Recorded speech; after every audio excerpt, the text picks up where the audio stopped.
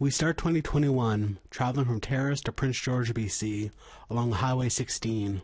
The highway is notorious due to the high numbers of people who have gone missing on the road since the 1970s, many of the cases being Indigenous women and girls. An announcement came from the federal, provincial governments, and the telecommunications industry. They plan to make it safer with cell phone coverage on 100% of the route by 2022. Longtime MMIWG advocate Mary Teegee says that families have been pushing for this for decades. And so in order for us to get to the table, if you will, we need to be strong, we need to speak up, and we need to just demand our rightful place in ensuring that the healing of our nations happens. And it's not just something that's going to be given. Just over the ridge line here where I'm pointing. And that, of course, there's a massive fireball. Another story from Prince George was the Lheidli announcing that multinational pipeline company, Enbridge, was no longer welcome on the territory. The First Nation in Enbridge had been in negotiations to settle after a natural gas pipeline explosion in 2018 led to the evacuation of Lheidli communities. Malcolm McPherson, Lheidli legal counsel, stated they ended negotiations and want Enbridge out. The company responded to APTN with an email statement that they still hope to find a settlement. We're done playing the finger-pointing game. Enbridge, you're a multinational corporation. Canada and BC, you're both the Crown. It's supposed to be a Crown undivided. Get in the room together, and then if you are truly committed to UNDRIP, do the right thing and stop playing this silly shell game, which is not serving anyone's interest. More land disputes dominated the headlines in British Columbia. Since May of 2020, environmental groups have been blocking logging roads into an area known as Fairy Creek near Port Renfrew, after they learned old-growth logging would be taking place there. This April, Surrey-based logging company Teal Jones was granted an injunction to access Tree Farm License 46 on Vancouver Island. Fairy Creek is an included area.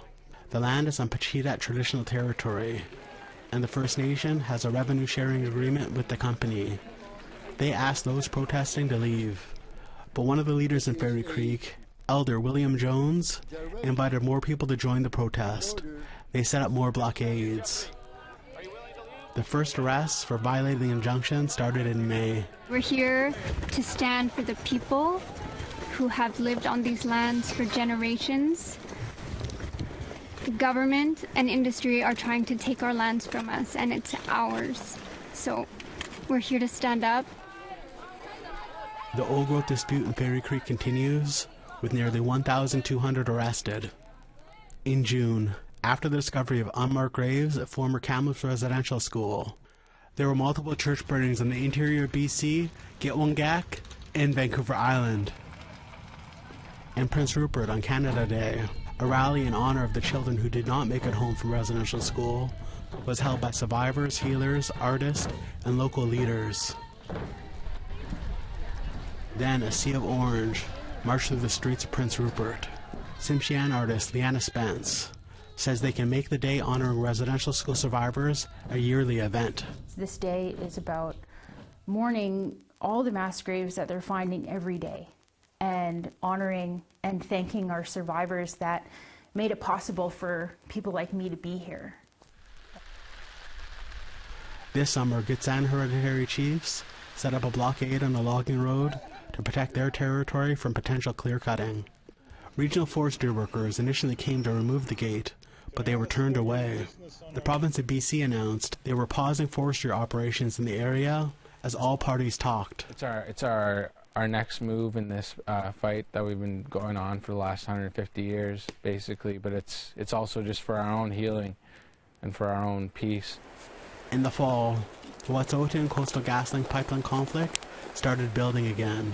For the last 2 years, RCMP have enforced a BC Supreme Court injunction that allows CGL to operate in the area.